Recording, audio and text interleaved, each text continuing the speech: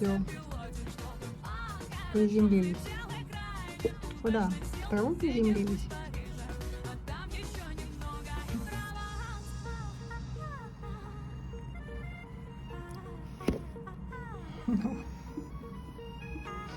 У нас нормальная ситуация. Лежать на траве.